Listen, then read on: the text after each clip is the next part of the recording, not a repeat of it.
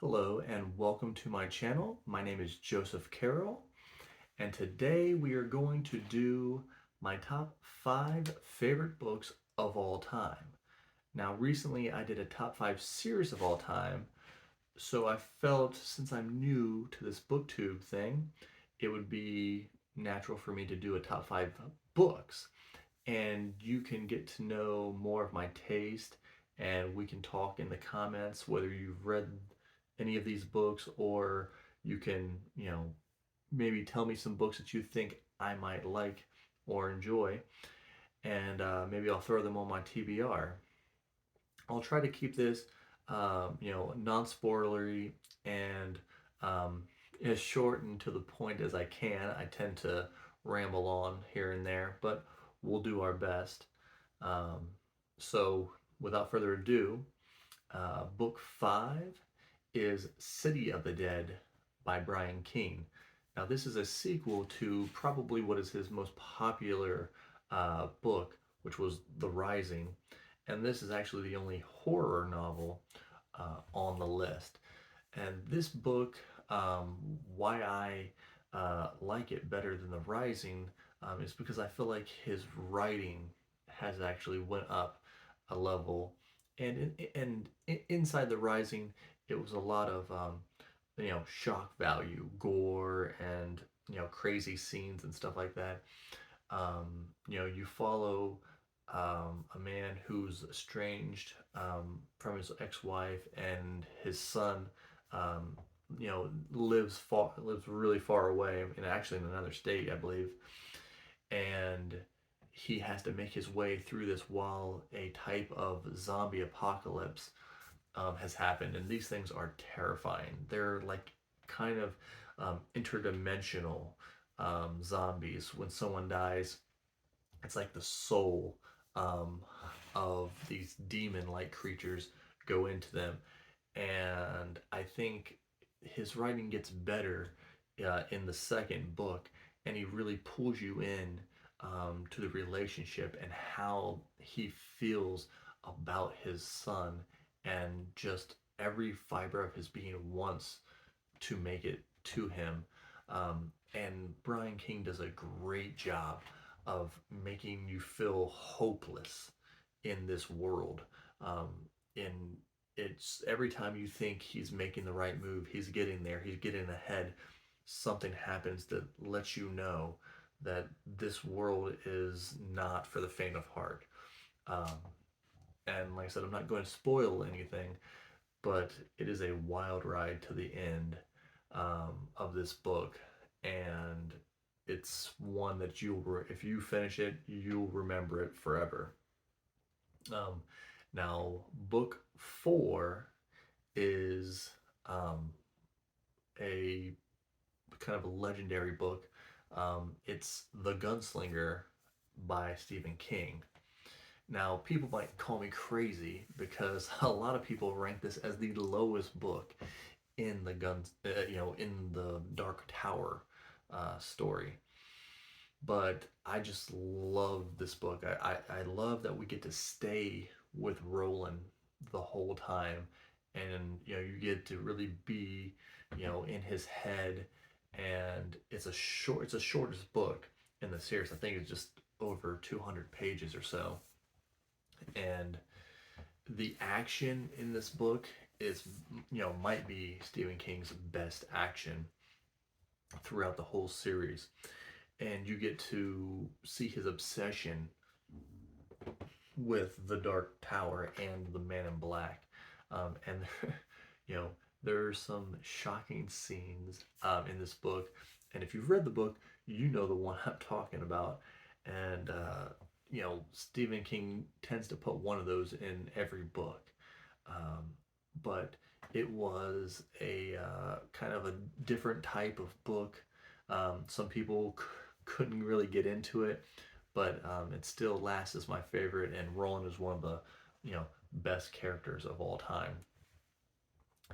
Now, the third book on my list, number 3, is Eaters of the Dead by Michael Crichton.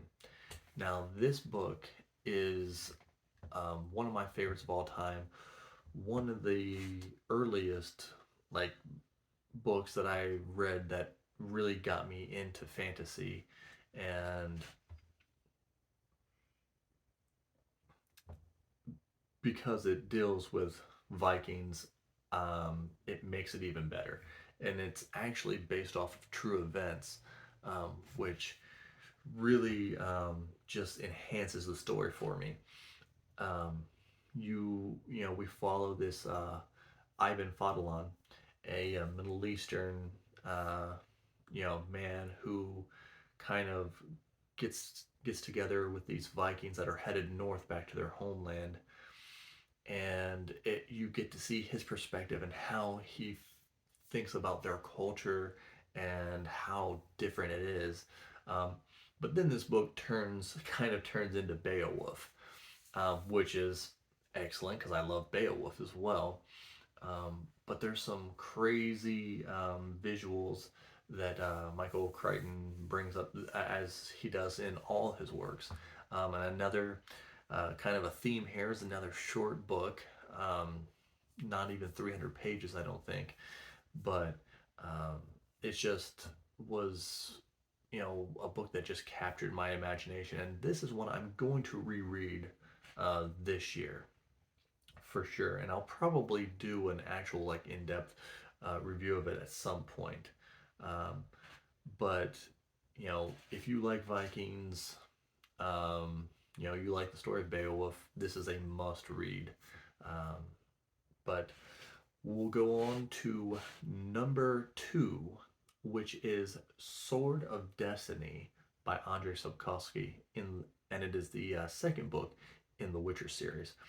The Witcher series is just one of my favorites of all time. If you've watched the last video, but this is another collection of short stories, but really, it's where all the connections are made, and this book really pushes the story forward, and you get to meet you know where series story really starts here, um, and just Geralt is where you really get to know his character, and as I've said before, Sapkowski's character work is second to none, and Geralt really becomes kind of a legendary character here in this book, and you get to see kind of where this whole series